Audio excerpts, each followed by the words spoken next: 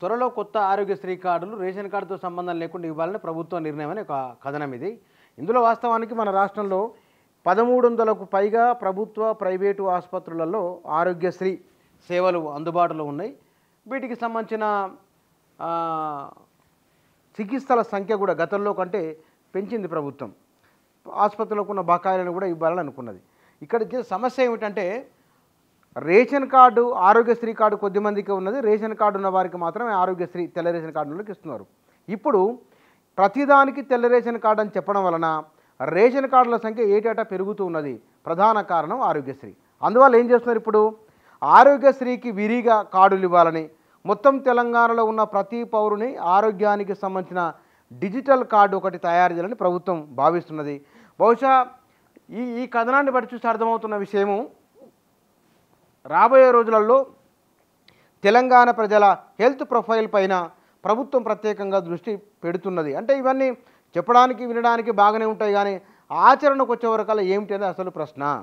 అందరికీ ఆరోగ్యశ్రీ కార్డులు ఇవ్వడం వలన ప్రభుత్వంపై పడుతున్న అదనపు భారం ఎంత, ఇవాళ పడుతున్నది ఎంత, ఇట్లా లెక్క వేసుకున్నప్పుడు ఆరోగ్యశ్రీ కింద అవుతున్న ఖర్చు ఇప్పటికి 1100 కోట్ల రూపాయల ఖర్చు అవుతున్నది. అందరికీ ఆరోగ్యశ్రీని కనుక అమలు చేస్తే అదొక 400-500 కోట్ల రూపాయలు ఎక్కువ. అంటే 1500 కోట్ల రూపాయల ఖర్చు ప్రభుత్వం పైన పడే అవకాశం ఉన్నది. ఆ మాత్రం ప్రభుత్వం, ఎందుకంటే 2,60,70,000 కోట్ల బడ్జెట్ ఉన్న దానికి 1400-1500 కోట్లు పెట్టడం పెద్ద విషయం కాదు. కానీ ఇందులో అందరికీ హెల్త్ కార్డులు అన్నప్పుడు ఎవరిని ప్రామాణికంగా తీసుకుంటారు?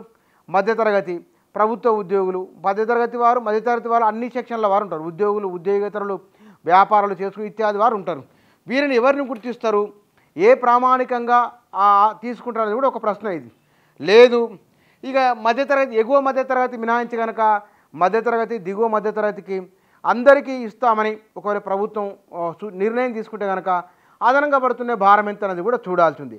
ఇప్పుడు ఇవి ఇప్పటికైతే రేషన్ కార్డుతో సంబంధం లేకుండా ప్రతి ఒక్కరికి, రాష్ట్రంలో ఉన్న ప్రతి ఒక్కరికి ఆరోగ్యశ్రీ సేవలను అందించాలనేది ప్రభుత్వం తీసుకున్న నిర్ణయము.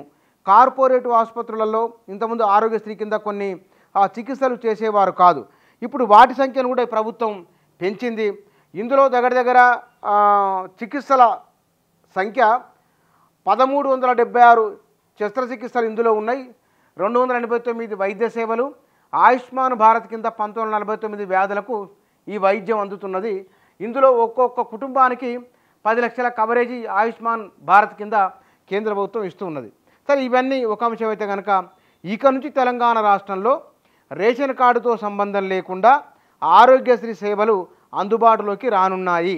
అది ఎప్పటి నుంచి అనే విషయంలో స్పష్టత లేదు, కానీ ప్రభుత్వం మాత్రం రేషన్ కార్డును ఆ స్థానంలో డిజిటల్ హెల్త్ కార్డులు ఇచ్చి, ఇప్పుడు ఈ 1310-20 వరకు ఆసుపత్రులు ఉన్నాయి. అక్కడ ఎక్కడికి వెళ్ళినా సరే ఇందాక చెప్పిన ఈ నెంబర్ ఏదైతే ఉన్నదో 1300-1400 చికిత్సలు ఏవైతే ఉన్నాయో అందులో చేయించుకోవచ్చు. ఇది వైద్య విధానంలో ప్రభుత్వం తీసుకొస్తున్న ఒకానొక మార్పు.